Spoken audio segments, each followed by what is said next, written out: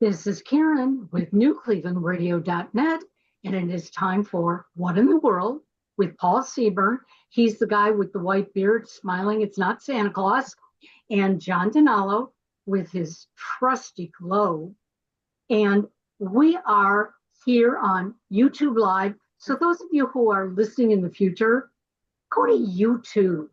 Find us there. You can see our pretty faces and you can see all the pictures that Paul puts together. So my question now is, Paul, what are we going to talk about today? Put me on the spot, Karen. Thanks so much for that great introduction. And yes, definitely. People, most important thing, even before you find out who I am and what we're doing today, watch us on YouTube. Please watch us on YouTube. Follow us on YouTube. Most important thing you can do to help us out, bringing you the best in strange news and funny news every week. And by we, let's start with me, of course. That's Paul Seaburn. I'm your host of What in the World, everybody's favorite weird news show. Real news, sometimes strange, always funny. That's our motto. If you've come to us through newclevelandradio.net, which is our platform, thank you for that. If you come to us from Facebook, where I have a major presence, you can check us out, get some teasers on what we might be talking about this week. That's always a good thing to do. I'm on Substack. I'm on all those platforms. I also have a webpage, paulseaburn.com. And of course, I know many of you have come to us from Mysterious Universe, where I do a paranormal article every week, a recap of the weird, of not the funny, but the paranormal news of the week. So you've come to us from there. Thank you so much for doing that as well. So that's me. The first voice you heard doing our introductions is our producer, co-host, and media mogul at newclevelandradio.net, Karen Hale.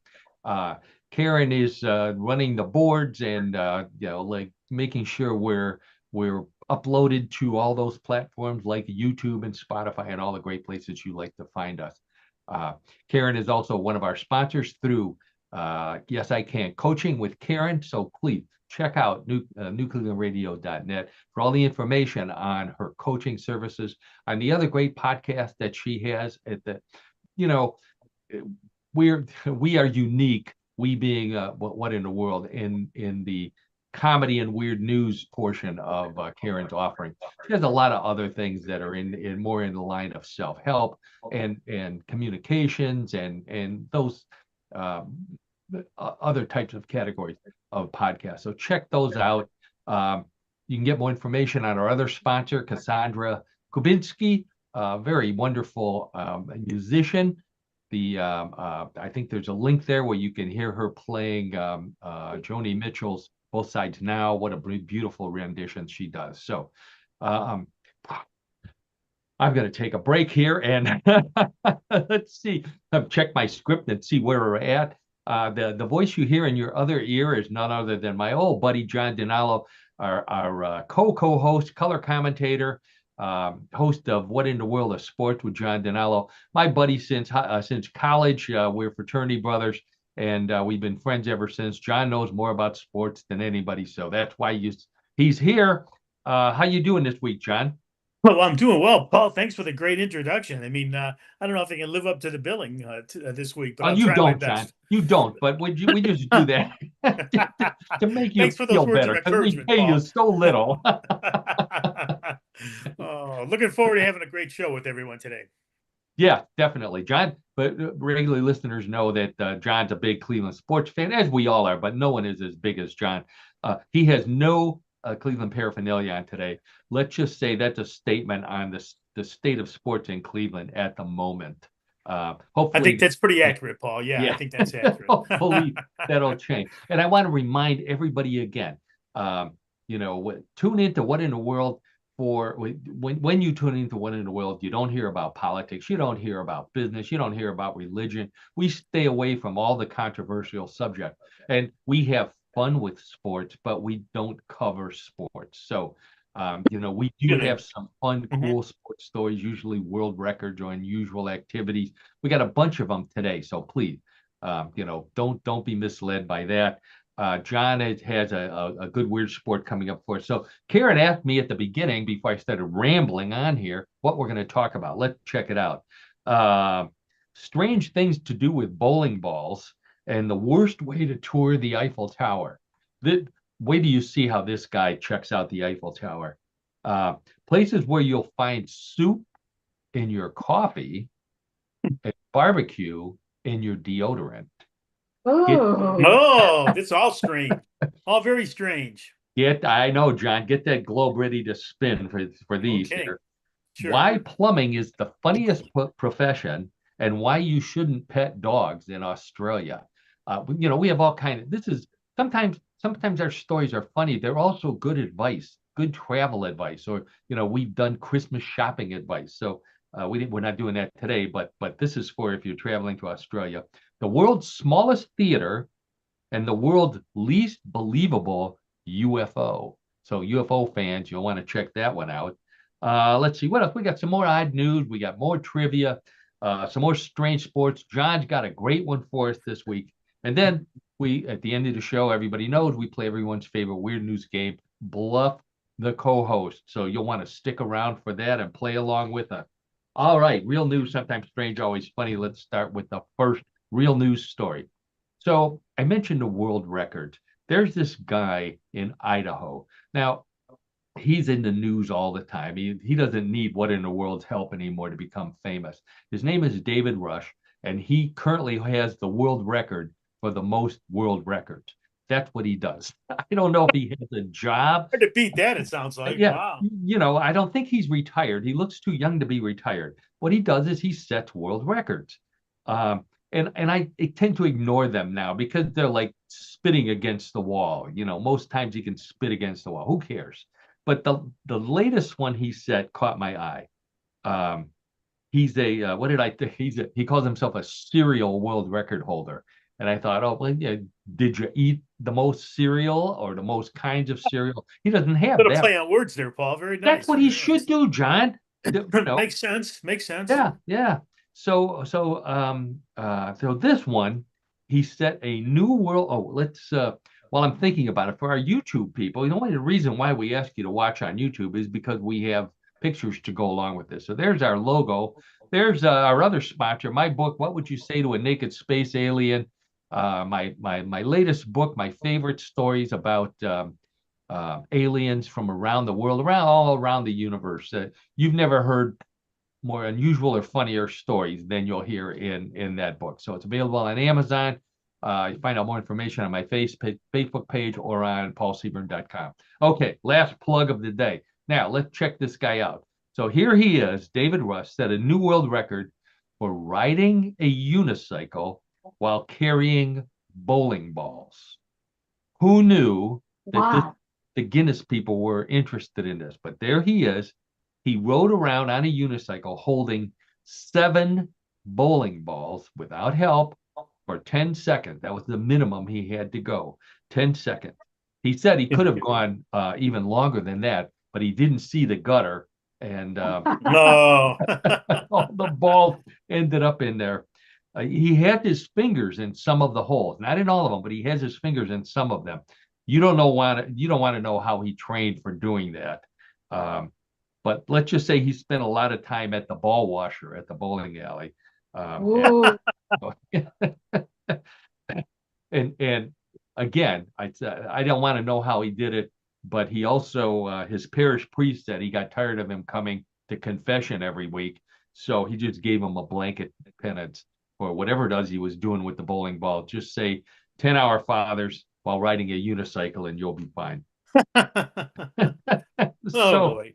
John, could you, well, I know you don't ride a unicycle, but even a regular bicycle with one hand, right, holding the handlebars, how many bowling balls do you think you could hold?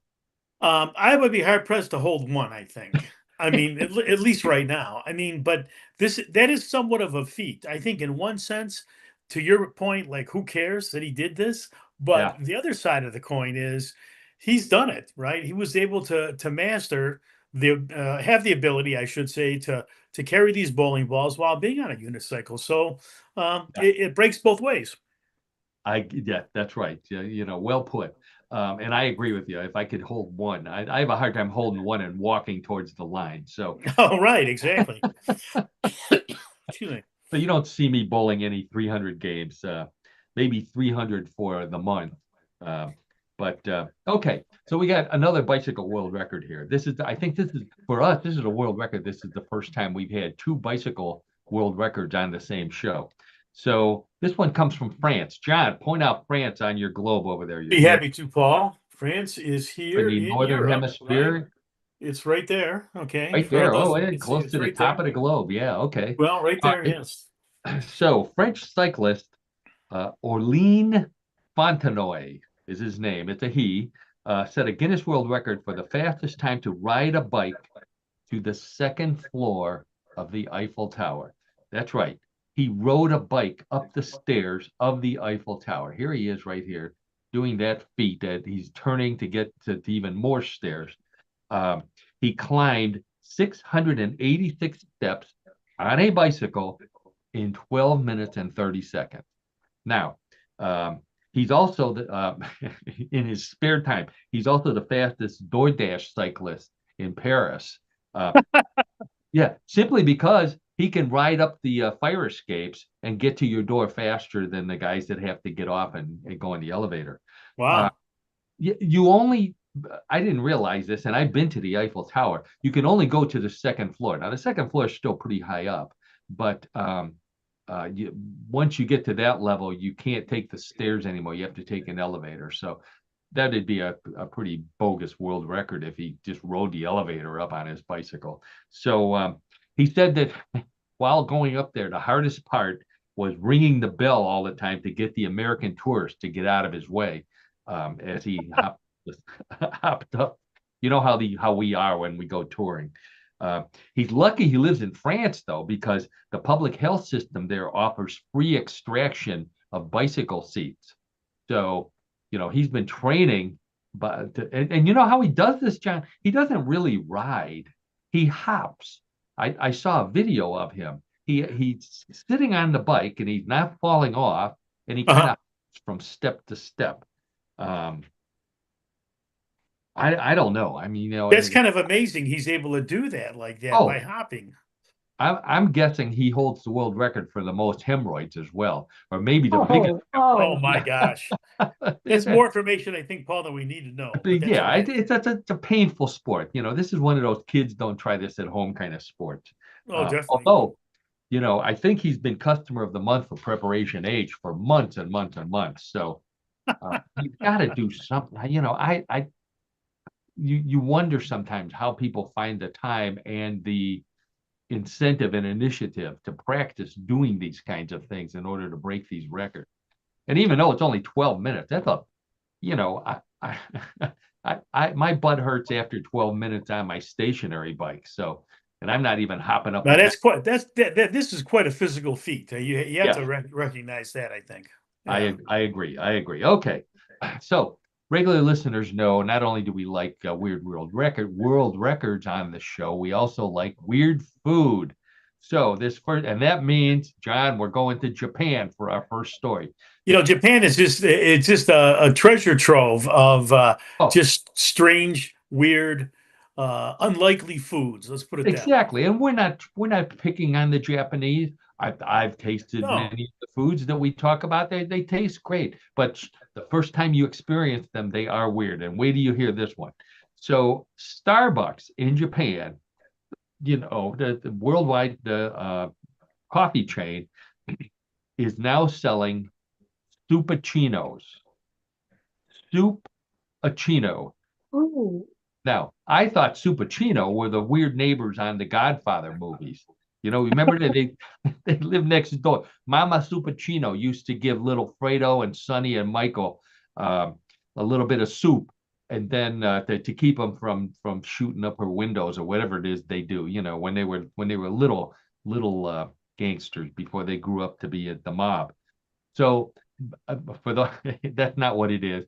Soupachino is soup made with black truffles and porcini mushroom. So that's two different kinds of mushrooms, roasted bacon, and vegetable bouillon. then topped with fluffy foamed milk, just like a regular cappuccino. If you ask for this at Starbucks in the United States, they call it the "you want a what?"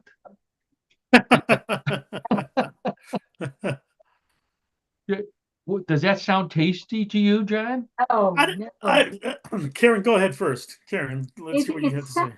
it just sounds totally obnoxious. Like, who would want that? Yeah, yeah, I agree. I agree. John, would you taste Yeah, it? it doesn't, to me, it doesn't mesh. All the ingredients don't mesh well. Let's put it that way. Mushrooms and mushrooms and bacon. I guess I could eat, Mushroom and bacon is kind of okay, and I but like mushroom soup.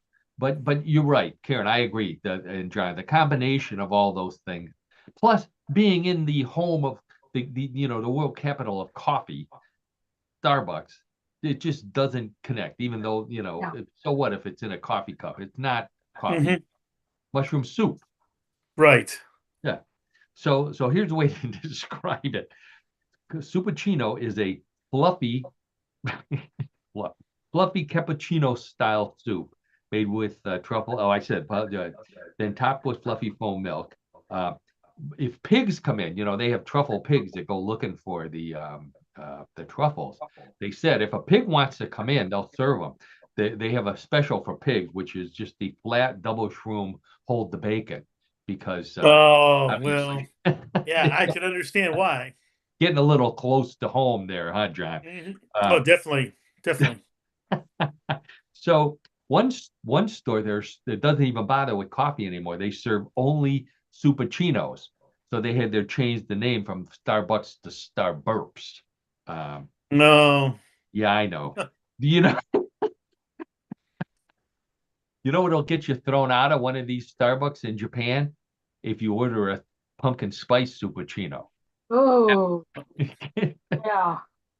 That the only thing more disgusting than a suppuccino, I think, would be a pumpkin spice suppuccino. They even, this is Starbucks, so they even offer substitutes. You can substitute all kinds, which is why the line it takes so long to get through the line at Starbucks.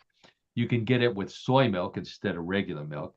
You can get, they say, well, add a dash of gentle sweetness to the soup. Or if you put in oat milk, it leaves a nutty finish. Better idea, put 10 shots of espresso in there, and that'll kill the taste of the Yeah, mushroom. exactly. Yeah, and the bacon and all that other stuff. I don't know. It doesn't appeal to me. But of course, it's selling in Japan, so Campbell's has to come out with a competitive soup. So they're coming out with a chicken noodle suppuccino. If you weren't sick before, you will be after you eat a chicken noodle suppuccino. I think that's it. Ugh. Uh, yeah. That's Uh, quite a disclaimer, Paul. yeah, John. So you don't go to a soup restaurant and order coffee. So why should you go to a coffee restaurant and order soup? Well, that's very logical. Very Yeah. logical, Paul. If you go to a soup, I don't go to the restaurant that serves soup and order French onion chock full of nuts. That just doesn't appeal to Again, me. it doesn't mesh. It doesn't No. mesh. Okay. So we had 2 bicycle stories in a week. That's a world record. We now have 2 soup stories in 1 week. Another world record for what in the world? Progresso announced barbecue scented deodorant for barbecue fans to go along with their new line of Pitmaster soup flavors. This is soup for the barbecue crowd. So with flavors like, what's that one there? Barbecue style grilled chicken and fire roasted corn syrup. Now, that doesn't appeal to me, nor does chicken barbecue style and fire roasted corn soup deodorant, which is what comes with a can of that if you buy this package. Um, This is totally strange, Paul. yeah, Why would they come out? Why does Progress come out with a they deodorant? they said it's for people like in Northeast Ohio. I know a lot of people who will barbecue year round. They'll go out in 3 feet of snow and fire up the grill. Most people don't, but they miss smelling like barbecue. and smelling like so you can wear this deodorant and you'll smell like you've been barbecuing all day. Now, if you don't want to buy the barbecue, another way to smell like you've been barbecuing all day is to light your armpits with a big lighter, um, and they'll smell like That barbecue. doesn't sound very good, though, Paul. That sounds bad. Kids don't try that at home either.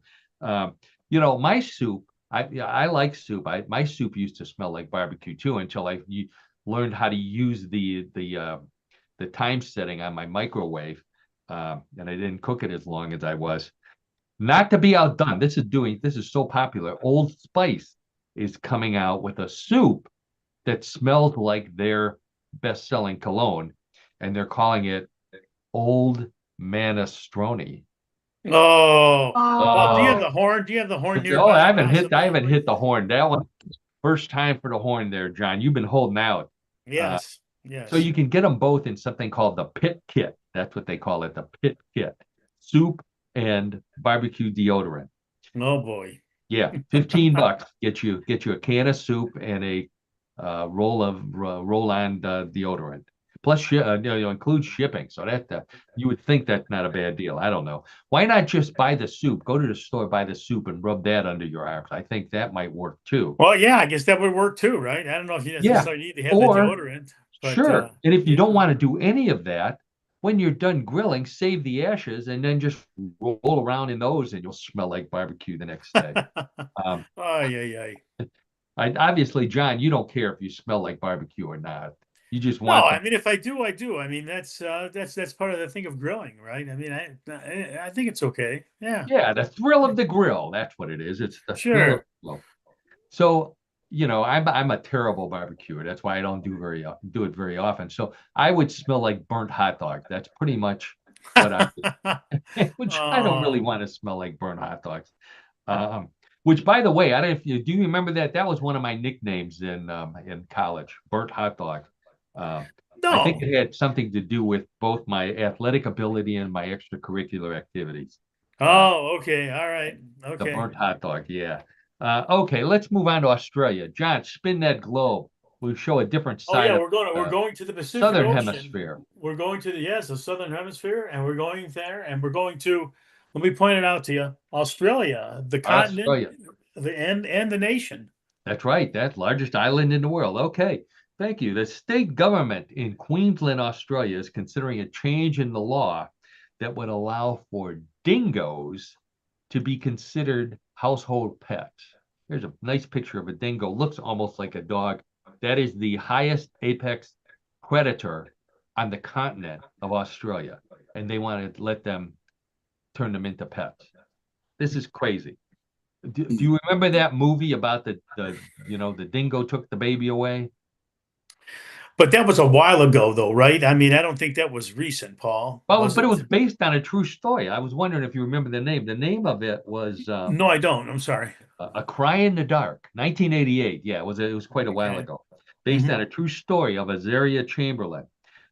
Film starred, since you don't remember it, I'll fill you in. Meryl Streep and Sam Neill as the parents. So, Hmm. Meryl Streep, that's how serious this problem is. If you get Meryl Streep to star in the movie, it's going to be serious and there's going to be a lot of crying and God only Hmm. knows what else. Yeah. Right, right. And then it became one of the most famous Seinfeld episodes in the history of Seinfeld. The what did Elaine said? Maybe the dingo ate your baby.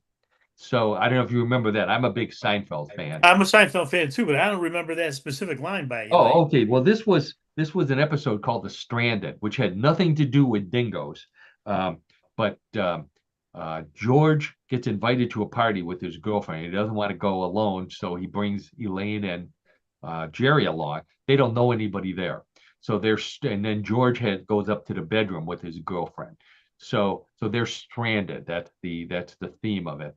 And they're sitting around. They don't know anybody. This woman keeps talking about her fiance, and she keeps referring to him as her baby. And she's looking for him. Where's my baby? Where's my baby? And Elaine looks her in the eye and she says, maybe the dingo ate your baby. That's the whole thing. That's the only line. It's a pretty that- funny line, really. Yeah, everybody remembers that. One of the most famous Seinfeld episodes from the third year. Um, the so I don't know what the government is thinking, if they're basing it on the fact that if Seinfeld talked about it, then maybe it's not so bad to let people have dingoes as pets. Um, if they're going to use Seinfeld as their influence, their scientific research, next thing you know, we're going to have Pigman as a pet, and I don't Oh want to boy. see that. You remember the Pigman episode, Oh yeah. yes. Oh yeah. So, or Kramer, you can have a pet Kramer. Anyways, dingoes will not be classified as dogs, so they'll still be classified as dingoes, but they'll be classified as pet, which is a disappointment to people who were hoping to breed them with other dogs and maybe have dingo poos or cockadingos. How they mix those things together. Ah. Yeah, dog people are mad. Dog people were because these people said that dingoes are smarter than dogs, and they said, the dog people said no, no, no, no, dogs are much smarter. Cats, on the other hand, said, oh yeah, dingoes are smarter, dogs are stupid. Um, Not a surprise there. Oh no, how did they survey the cats? I don't know. But so if dingoes get classified as pets, DoorDash has already been talking to the government.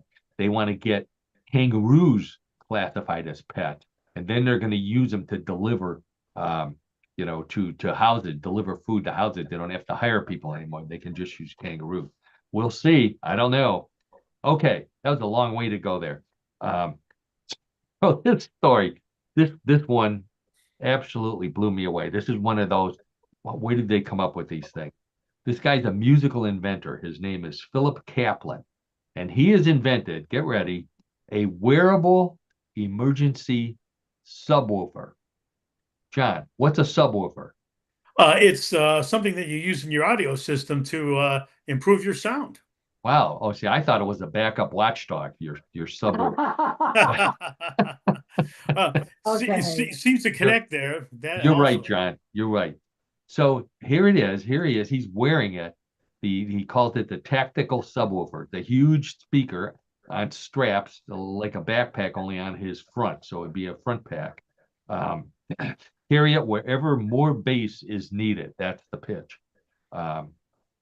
Where would you need more bass? I don't know. To give you some idea, though, how powerful this subwoofer is, I said he's on it. He put it on his stomach. He turned it up too high one day, and now his belly button is a hemorrhoid. So, Oh my gosh. yeah, that's how Wow. bad, yeah, how hard it blew it. So I don't know what kind of emergency would you need a subwoofer for? Well, Uh, you said werewolf. Did you mention something about a werewolf? no, dingoes. Oh, no, I think it was before, but you were Yeah. saying the subwoofer. Yeah, I wasn't, yeah, Oh, what would you what's the think practical? subwoofers could be used to scare werewolves away? Yeah, I don't know. I mean, it just seems to me, it just seems just like a really weird invention. There's a lot of people who are, look at him. He looks like he has a cage on his head. Maybe that's what he's doing. Maybe he is trying to scare werewolves away. I don't know. Um, I thought the only thing I could think of was if Christmas carolers come to the door and they've got all their instruments, but they need a speaker to be louder, you come running out with your emergency subwoofer. Wow. Little drummer boy. I, that tells you how old I am, because when was the last time you saw Christmas carolers, uh, or Christmas carolers coming to your door? That's Yeah, right. pretty dated. Right. Yeah. Or maybe, John, this might be good to take to the Browns game. When they change quarterbacks once again, you can make sure they hear you booing. Well, that would enhance the sound, I think, right? Wow. Enhance, yeah. I'm Amplify. trying to I be don't know about generous here today. enhance. It would definitely amplify it. Yes, Okay. yes. We're going to Pennsylvania for our next one. So this is another world record. Oh, I love this story. So this is the plumbing story. So guy's name is Ross Palermo. Ross Palermo has been recognized by the Guinness World Record people as the world's oldest plumber. World's oldest plumber. He doesn't look that old in this photo. He's 92 years old. He's been a plumber for 74 years. And Wow. yeah, he still goes to work every day. Wow. This guy, this plumber, is so old. He remembers when the pipe wrench was a secret sex move that was only known to plumbers. Pipe. He's so Um, old. He remembers when jiggle the handle was what you did before you did the pipe wrench. Oh, Oh, no. Sorry, Karen. Are we going to get centered now? The sure. Yes. he's the only member of the plumbers union who can pull his pants up high enough that he never shows butt crack. That's oh, okay. All yeah. Now right. I think that's a pretty impressive feat right there. Sure. So 92 years old, he had to give up replacing toilets only because he kept wanting to get up and go because he had to go. 92 years old, you know. Wow. Um, Yeah. yeah, Sure. he's the only plumber who's still allowed to refer to apprentices as pipe dopes. Um, Oh, yeah, okay. I know. Okay. So I could go on, and I'm going to, but I wanted to mention at this point that I think plumbing holds the world record for the most things that are either double entendres or innuendos, sexual innuendos, of course. So here's a few. Thermocouple. Now that one's not too bad, thermocouple. But how about, the ball cock, the bad thing, blowing a seal, um, the closet bend. I don't know about that. That sounds. I know people who would pay money to see that. Uh, a packing nut, the self-rimming sink. Now we're starting to get kinky here. And then my favorite, with every porn movie about a plumber started out the same way. The door opens, the lady says, "Why are you here?" And he says, "I'm here to install some 8-inch pipe." Um, don't blame me. Don't blame me. Those are real plumbers saying. Okay, another sports record. Wow, I don't know how do this is unusual for this many sports records. John, you may have seen this one. This was on the national news. Guy by the Okay. name Ryan Martin. He's the physical education teacher at the Saco Middle School in Maine. So he set a Guinness World Record for the most 3-point shots in an hour. Take a guess before I tell you how many 3-point shots did this guy make? Not in a row, but in total in an hour. In an hour? Yeah, Oh, I'm going to say 85. 85. He made 1,516. Whoa. This wasn't in a game, John. It was No, I understand that. But he was wait, a thousand three-pointers in 1,500. 1 Yeah, hour? In one in one hour? hour. Yeah, he's outside the 3-point line. Now this is the high school 3-point line, not the pro. But he also Okay. he Still. holds the record for the most from the pro side. I think it's 1,100. But he just set this one, 1,500 shots. Uh, After getting the record, the school janitor apologized for giving him a hard time for all the balls of wadded paper that he had around his wastebasket in the classroom. He didn't realize he was practicing for the world record. Oh boy. There's So, a reason for everything. believe it or not, John, the Lakers called this guy. They called the principal and they said they offered Bronny James and a math teacher to be named later for him. Paul, that's hysterical. That's Which part, Bronny James or no, the the whole thing. The whole thing's hysterical. That's a great joke by you. If no it is a matter joke. now, I don't know if you knew this. No matter what your favorite shot is, if you play basketball in Maine, you're called a lobster. Well, it Think kind of about makes sense, that. right? You're I lobbing the know, ball yeah, in. yeah. Right, sure, sure. Another Okay. one of All those. right, I get that. Okay, we'll let you have that one. So this reminded me of my comedian friend, Kathleen Madigan. She was just on, you may have seen her.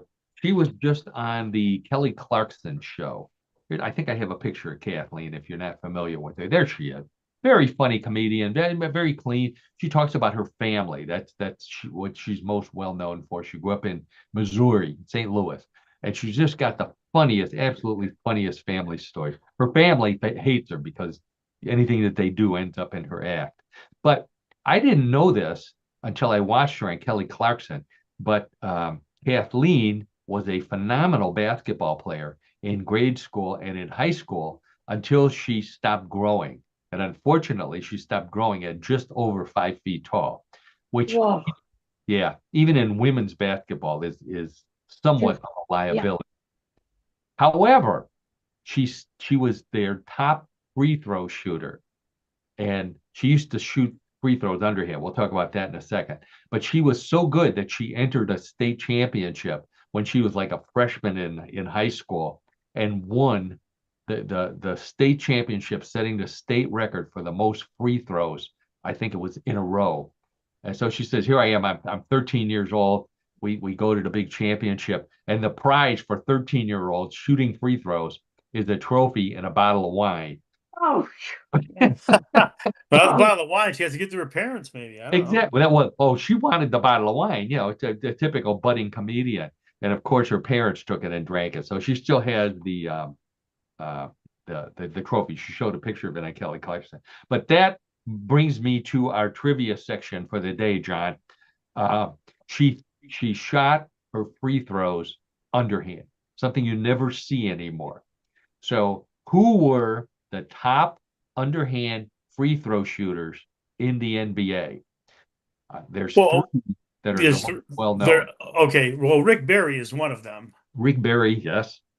Rick Will Barry Chamberlain, right? Will Chamberlain is another Will one. Chamberlain's the second. And boy, I tell you what, you got me stumped on the third one. I didn't know the third one either. Pistol Pete Maravich. He also shot free throws underhand, which is amazing. Rick Barry held the record in the ABA, and I think Pistol Pete holds the accuracy record in the NBA. Okay. One else, they haven't done it. They tried to get Shaquille O'Neal to shoot that way because he's such a bad free throw shooter, and he refused. He said, even though all three of those guys are in the Hall of Fame. Oh yeah, sure. He wouldn't do it. Yeah. So that's a salute to you, Kathleen, if you're watching the show. Very funny. If you see her, no matter where you are, do yourself a favor if Kathleen Madigan is in town and go and see her. She's a very funny comedian. She might have one joke from me in there in her act. You might be surprised. Okay. This next one comes from England. Worcester, England. I know Worcester isn't on the globe, John, but you can show us England while I be happy to show you England, Paul. Yeah. It's right here, right across from France, across the English Channel, which is right there. There you go. Okay, so I know you won't be able to see the rest of this story on the globe because this is about the world's smallest theater. The Theater of Small Convenience is the name of it. In Malvern is the name of the city. There's a picture of it right there. It is the world's smallest theater. The stage that lady is sitting on is only 5 feet wide. The entire theater has only 12 seats. Oh. It's so small. The restroom is seat 9, row C. So you have to share sometimes, John. Oh boy. Yeah, it's so small. The concession stand is a 6-pack of Coke, a hot plate, and a pan of Jiffy Pop. That's it. Yeah. Wow. It's so small they can only stage 2 angry men. Okay. Take a look at it. She only has two chairs on the stage there. It's so small. I got one more. A large bucket of popcorn requires its own seat. And there we go. There's our it's so small stories for the world's smallest. Wow. Really tiny theater there. They just they had a little building and they didn't know what to do with it, so they turned it into a theater. They do charge admission, and it's a very popular place. I've mentioned this on the show and talking about Kathleen before I became a comedy writer. I was doing stand-up comedy. I've performed in theaters not quite this small, but almost as small as that. And needless to say, no matter how small they were, I never sold the place out, which told me something. Yeah, maybe you're not cut out for this. Okay, John, here's another trivia question for you. What's a labubu? There's something which is very popular now, right? It's some kind of doll, I believe, right? That people hang from their purses and hang from their belts. Do I have that right? I thought a labubu was a skin knee in France. I fall down, I have labubu. No, you're right, John. So I'm surprised. People of our generation, most people don't know what these labubus is, or are, I suppose. I think it's one of those like moose. It's both singular and plural. So Hmm. it's a line of collectible plush dolls made by the Hong Kong illustrator Casing Lung is his name. They have here's a picture of one here. It's a zoomorphic elf. So that means it's like a half animal, half elf with exaggerated facial expression, giant eyes, and weird teeth. And their central figure is the Labubu, which is a monster, which also has these big teeth sticking out of his mouth and large ears and kind of goofy looking. Collectible monsters. Do you ever collect? Do you have any monsters in your collection, John? No, no, not at all. But my brother and I, when we were younger, we used to actually have models. We would build the models of monsters like, the Mummy and Frankenstein and Dracula. And then we even had plastic. We just bought those from the store. You didn't have to assemble them, but they were like plastic figurines of the creature and Frankenstein, Dracula, werewolf, that kind of thing. Oh man, where are they now? Who knows? So they're in the wind, as the expression goes, Paul. I would say. I think none of I don't think my brother and I have any idea where they're at this time. Well, the closest I got to anything like that, and I didn't really collect them, but I bought them because I was curious. They used to have serial killer baseball cards. Um, I don't know if you remember those, but they came in a package like baseball cards, but instead of baseball players, it was serial killers. And Ah, Are you serious, Paul? I am dead serious. It would have the picture of this, like a mugshot of the serial killer on the front, and then on the back it would have the serial killer's vital statistics. Oh Like my gosh! throws Wow, I right, never heard of this. So this is all yeah, news to me. Wow. oh yes, throws right, stabs left. That was my favorite. Oh my gosh. But it would list all the people they killed and how they finally were arrested and blah blah blah. So yeah, when my mother found those, and that was the end of that. Uh, So I know where those ended up. Uh, so so Sony announced that the Labubu is getting a movie, which shouldn't surprise us with the state of Hollywood as it is today. Uh, the Labubu, they're making a movie based on the Labubu dolls. So to make sure that this movie is successful, they're already testing out some plot themes and some titles. So yeah, I think you know where this is going. So they're testing Captain Labubu, Iron Labubu, or the Labubus of the galaxy. So obviously they want to get in on the Marvel thing. Uh, Sure, I sure. don't know. Yeah, Iron Labubu. I'm not sure. I'd be afraid of an Iron Labubu. Um, the baby boomers like us who were surveyed said that they'd rather see Hanna-Barbera do a cartoon, Yogi and Labubu. Oh, Sure, sure. How, very likable characters. yeah, there you go. The Yogi was nice and Labubu Hmm. probably terrorized the Ranger. Um, disappoint. Oh, Margot Robbie was sent an offer to be in the movie, but she said she refused to get dressed as a La Barbie. oh, Oh boy. Sorry, boy. I'm telling you, I should be honking the horn more today. I got too many moans and groans here. Yes, yes, Yeah. yes, you do. Yes, you do. Okay. So, along with our Hollywood theme here, we've got a story from Disneyland in California. Fans of Disneyland in California panicked recently over a viral video showing what they called a UFO. Now, there's a picture of what they were calling a UFO. It's a mysterious black ring that was hovering right over Main Street, USA at Disneyland. Now, rumor has it that the ring was made by one of the characters at Disneyland who got a huge doobie from Cheech and Chong, and he's now called Goofier. oh, Oh Uh, boy. Paul, Disney they just keep officials coming were, today. They let just me keep tell you, coming. it's just a real story. they contacted Disney officials to find out what this actually was. And they said, oh, don't worry, it was from a fireworks test. But some people were saying that it was not from a fireworks test. They're saying that it was from one of the most popular characters who was lighting his flatulence. And as evidence, they point to the fact that Donald Duck is now wearing pants. So, Oh, well, I don't oh, know I about think that. That's quite a story, Paul. That's quite a story. and disappointed fans were disappointed because this means Mickey is not going to be the next Pope. Oh, Oh, well. It's a sign. It's a sign. So now I want to end with this for my fans from a mysterious universe and for everybody else listening. There's a lot of people who believe that these mysterious smoke rings are actually either made by aliens or there's some sort of alien spaceship, which brings me to the question that I know everybody is asking: what kind of aliens travel around the universe in a smoke ring?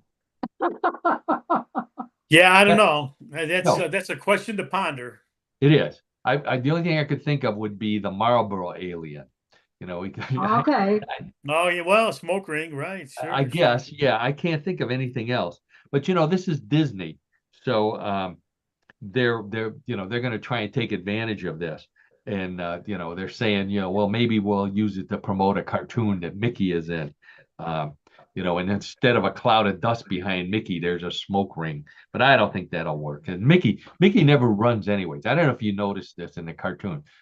Or even at Disney World or Disneyland, you never see Mickey running because the wind would catch his ears and blow him off. Oh, my. And on that note, before any of us get goofier, I think I'm going to cut it right there and head on into what in the world of sports with John Denalo. Doing that? Yeah. Oh, there we go. There's our logo right there. So every week, I mentioned this before. Regular listeners know John and I have known each other since college. We're fraternity brothers. John knows more about sports than anybody else I know.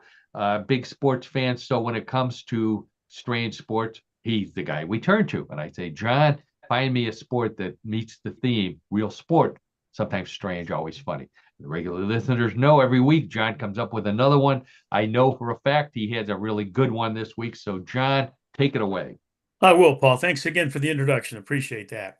So, our sport this week is the Lumberjack World Championships.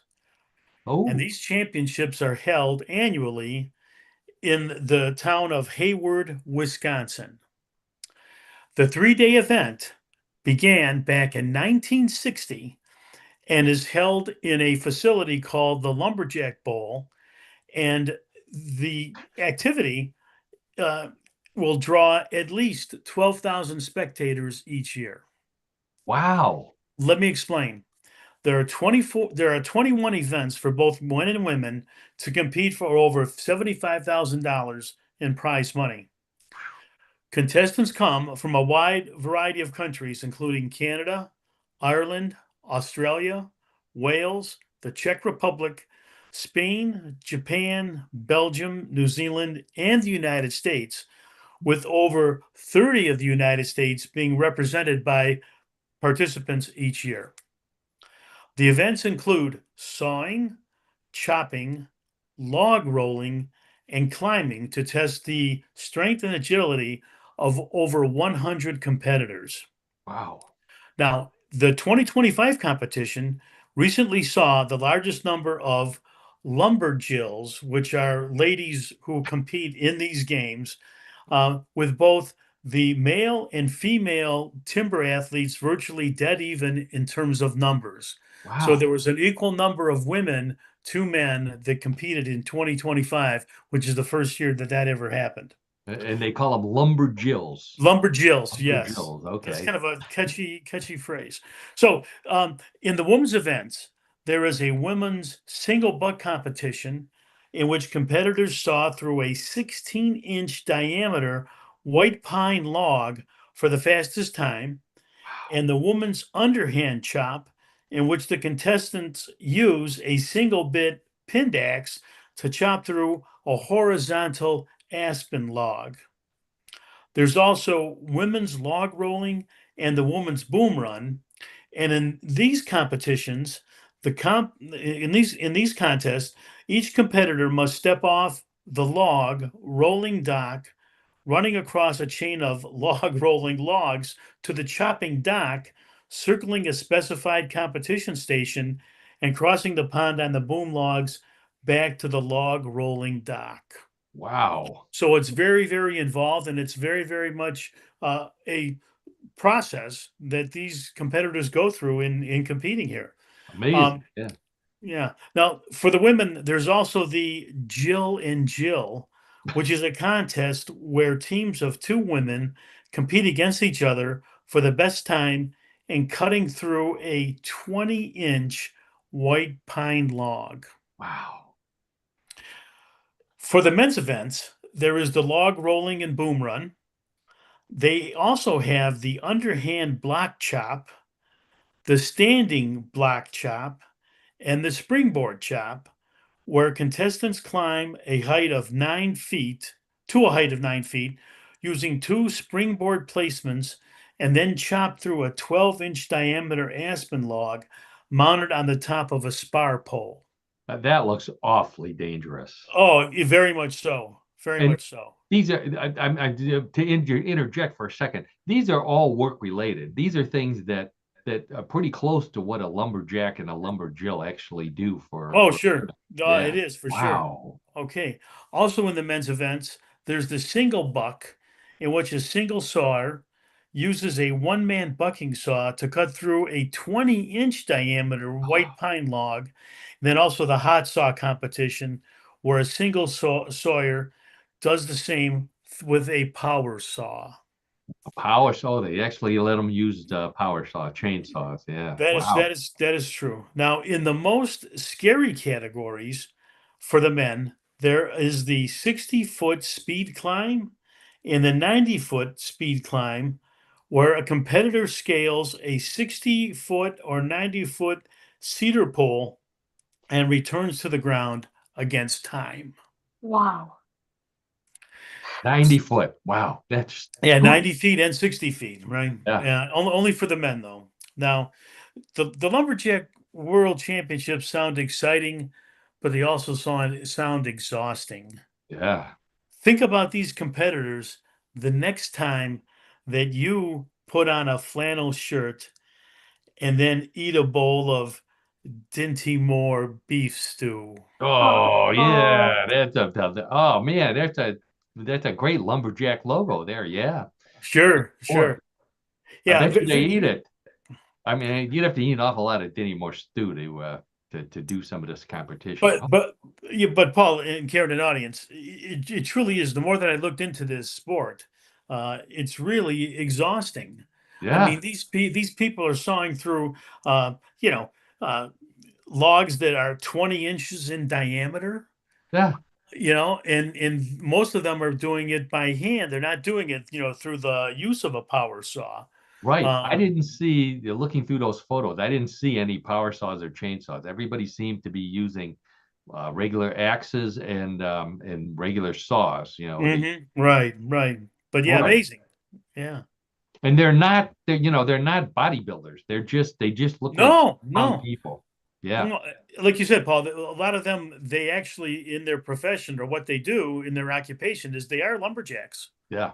Yeah. And the Jill, these are not people I'd like to meet in a dark alley.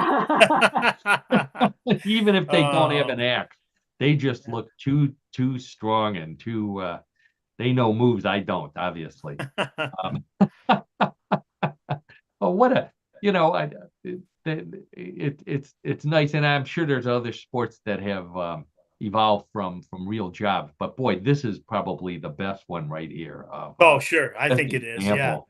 Yeah. Um, and I thought I had never heard of lumberjacking as a sport, but then the more I thought about it, John, I remember back when we were in school, back in college, there was a weekend when we were challenged to a log sawing competition by one of the other fraternities. Do you remember that? at No, all? I tell you what, unfortunately, I don't recall this, Paul. So you'll have to be able to bring, Oh, bring fortunately, bring my memory back and then explain to the audience. that's okay. Fortunately, I have some photos and I got Oh, some old school newspapers. So we've got the whole works here. So we were challenged by another fraternity to a log sawing competition, or some way to get the log in half. And the older guys came to John and I, as the young dumb guys, to figure out how we're going to win this competition. So I came up with the idea that we should chop toothpicks instead of logs, since it's hard for us to find a log. Unfortunately, one of the older guys pointed out that all you really need to do to chop a toothpick in half is just yank on it a little bit, as illustrated here in this photo from the article. So then I thought, okay, how about this? Let's go in the opposite direction. Let's get the world's largest toothpick, and then see if anybody could chop that in half. So I found these toothpicks right here. They don't those look like toothpicks? They're with the little fancy Yeah. plastic on the top. Yeah, yeah. One. Yeah. right. So yeah, so I thought about doing that, but then I got something in my teeth, and so I was picking away. Ah, Which we decided that might not be it. That might be too dangerous for us to do too. So John came up with the ultimate. He said that what we'll do is we'll do a toothpick chewing competition, and John made sure that we would win. And the way he did that was he soaked all of the toothpicks in beer. So oh, yeah, the other Now I'm starting to recall this story, there you Paul. go. That's Yeah. right. So Okay. the competition got all the beer soaked toothpicks. So while we were chopping away, they were trying to suck all the beer out of those toothpicks, and we won by a landslide. And as usual, then we drank the beer afterwards. Okay, so we did some stupid Uh, things in college, John, and that was one of them. oh, that was quite a few Right. years ago, Paul. But that's very true. That's true. And I think that's the end of what in the world of sport. Thanks again, John. Ah, That you're means welcome. time Yeah. for Bluff the co-host, everybody's favorite weird news game. All right, the rules are simple in Bluff the co-host. I have three stories, similar to the ones that we've been talking about all afternoon. One big difference: those stories were real. These stories may be real, may be a bluff. It's up to you, Karen and John, to decide real or bluff. Betting is allowed, so place your bets. John and Karen, hands on the buzzer. Let's get right to story number one.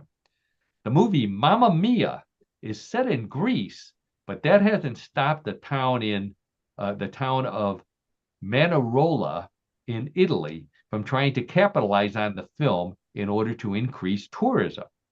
So first, a group of citizens from Manarola petitioned to rename the town to Kalokiri, which was the fictional island in Greece where the movie was set. When that didn't pass city council, they found a loophole in the city rules, and they ran actress Christine Baranski, who played Tanya in the movie, as a write-in candidate for mayor. Even though she never visited Manarola and didn't even know she was in the running, she won by a landslide. Fortunately, it's an honorary position, but she's already planning a trip to dedicate a statue of herself in the town square and sign a bill to lower taxes. No wonder she won. Okay, so the city in Italy that elected Christine Baranski mayor so that they could get the Mamma Mia connection and increase tourism. Real or bluff? We'll start with you, Karen. well, people will do just about anything in this world to get attention. So I'm going to say it's real. Oh, that's an interesting way, a bit of logic there. So Karen says it's real. John, how about you? Well, I'm going to disagree with Karen on this one. I don't think that that's something that's real. I mean, it could be, but I just find it somewhat convoluted that this town would do this and go to the extent of getting the actress involved from the film to become mayor to increase tourism. I don't think it's a real story. Let's find Okay. out. All right. So John says it's a bluff. Karen says it's real. And what was your logic? That people will do anything to get attention? Yes. That was Yeah. Karen's. Okay. That was Karen's. So let's check with the judges, and the judges say, Karen, you are correct.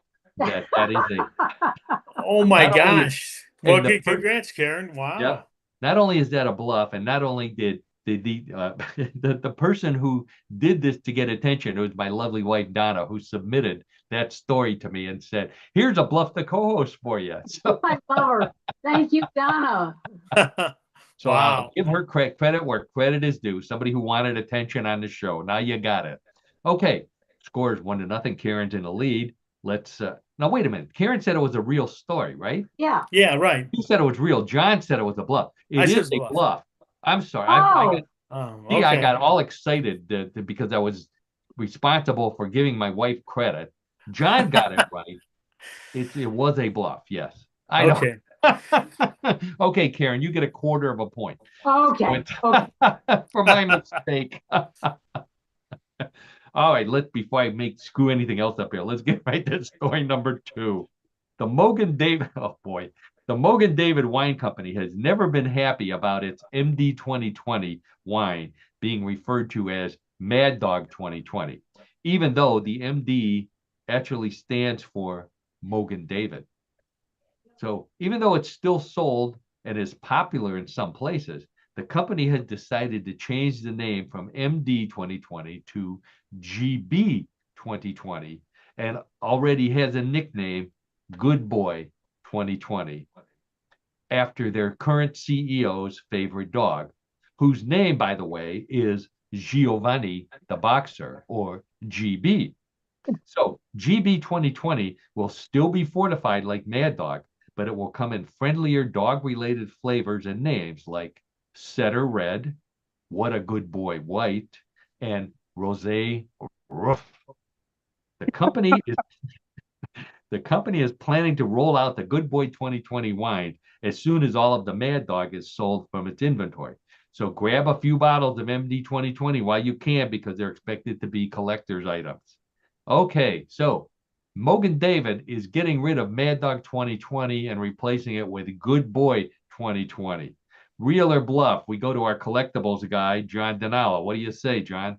Well, Paula, Karen, and audience, I'm going to think this is a bluff because I don't really think that those names for those wines are very marketable or attractive to customers. So on that basis alone, I'm going to say this is a bluff. But nonetheless, John said it's a bluff, but nonetheless, he will be running out to get some collectible Mad Dog 2020.